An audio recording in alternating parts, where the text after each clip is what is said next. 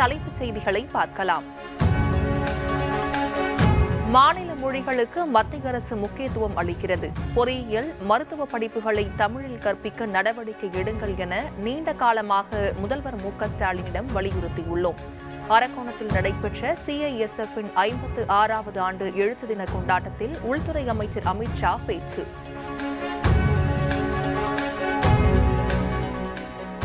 தமிழ்நாடு சட்டப்பேரவையில் நிறைவேற்றப்பட்ட 2 சட்ட மசோதாக்களுக்கு ஆளுநர் RN ரவி ஒப்புதல். கனிம வளம் நிறைந்த நிலப்பகுதிகளுக்கு நிலவரி வசூலிப்பது தொடர்பான சட்ட மசோதாவுக்கு அனுமதி.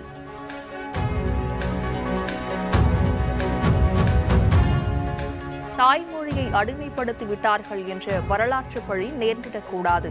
முதலமைச்சர் மு.க.ஸ்டாலின் தொண்டர்களுக்கு கடிதம்.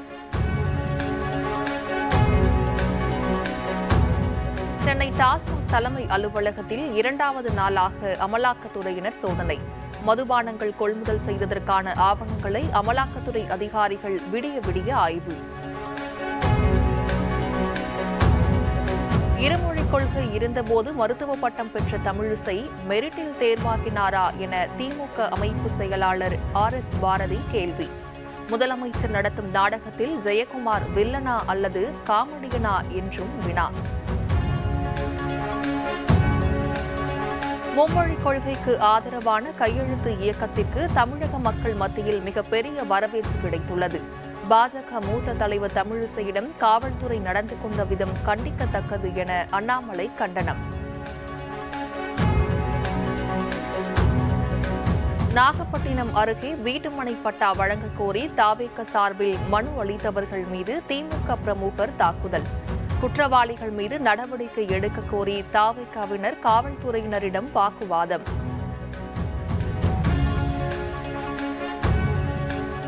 காஞ்சிபுரம் அருகே சாம்சங் தொழிற்சாலையின் கோரிக்கையை ஏற்று பணிக்கு திரும்பிய ஊழியர்கள். கடிதம் அளித்தால் மட்டுமே தொழிற்சாலைக்குள் செல்ல அனுமதிக்கப்படுவார்கள் என நிர்வாகம் தரப்பில் தெரிவிக்கப்பட்டதால் பரபரப்பு.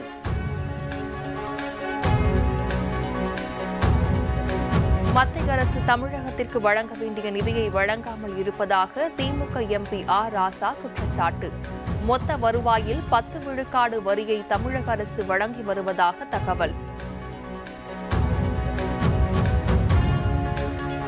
தூய்மை பணியாளர் நியமனத்துக்கு ஒப்புதல் அளிக்க பிறப்பித்த உத்தரவை எதிர்த்து தமிழக அரசு தாக்கல் செய்த மேல்முறையீட்டு வழக்கு 5 லட்சம் ரூபாய் அபராதத்துடன் தள்ளுபடி செய்து சென்னை உயர்நீதிமன்றம் உத்தரவு. லண்டனில் மத்திய அமைச்சர் ஜெயசங்கர் மீது காலிஸ்தான் பயங்கரவாதிகள் நடத்திய தாக்குதல் முயற்சி. ஜனநாயக சுதந்திரம் துஷ்பிரயோகம் செய்வதை ஏற்க முடியாது என பிரிட்டன் அரசுக்கு மத்திய அரசு கண்டனம். இஸ்ரேலில் மாயமான இந்திய கட்டுமான தொழிலாளர்கள் 10 பேர் மீட்பு. தொழிலாளர்களுக்கு உரிய பாதுகாப்பு வழங்க இந்திய தூதரகம் கோரிக்கை.